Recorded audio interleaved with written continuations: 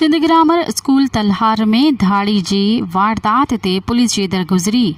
Report मंजूर कालरो।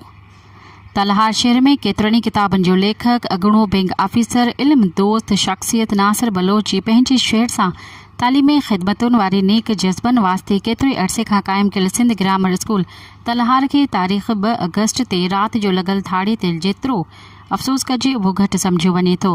हिकु इल्म दोस्त जी नेक नियत काविशुनि सां क़ाइमु थियल स्कूल में अहिड़े क़िस्म जी इल्म दुश्मनी ते सानिया वंदनि अदीबनि सहाफ़िन शागिर्दनि ऐं उस्तादनि में बेचैनी ऐं कावड़ जा इज़हार थियण फितरी रद्दअमल सम्झियो वञे थो। हिन कार्रवाई ते प्रिंसिपल नासिर बलोच जहिड़े ज़िंदा दिल इंसान जे जज़्बनि खे सख़्तु धकु रसाइण तोड़े स्कूल सिस्टम खे नुक़सान रसाए तालीम जा दरवाज़ा बंदि करण जी साज़िश थी लॻे। जीअं साईं नासिर पारां शुरू कयल ख़ासि तौरु ग़रीब शागिर्दनि लाइ इल्म जी रोशनी जा दरवाज़ा बंदि करे जहालत भरी ऊंधाए जूं राहूं खोलियूं वञनि।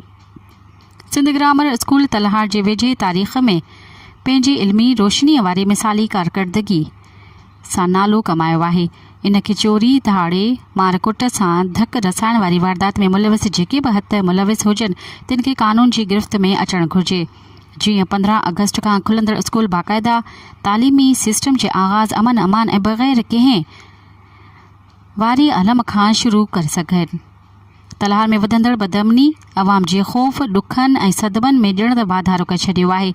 इन्हनि ॾोही सरगर्मियुनि जी रोकथाम त कराइण ऐं के उपाउ न वठण जो नतीजो हाणे इहो निकितो आहे जो स्कूल बि बदअमनी जो शिकार थियण लॻा आहिनि, जिन में सरफ़हरिस्त सिंध ग्रामर स्कूल तलहार बि शामिल थी वियो आहे।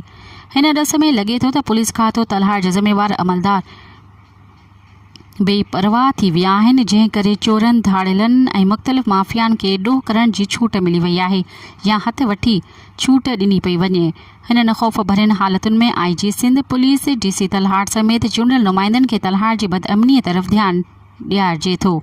जीअं त नासिर बलोच जे स्कूल में थियल वारदात ते सख़्ती सां नोटिस वठंदे मुलविस जवाबदार गिरफ़्तार करे फुरकियल क़ीमती सामान ऐं रोक रक़म वापसि कराइण लाइ क़दम कया वञनि, जीअं शहरवासियुनि पारां तलहार थाणे जे पुलिस जे नेक नामे में इज़ाफ़ो थी सघे।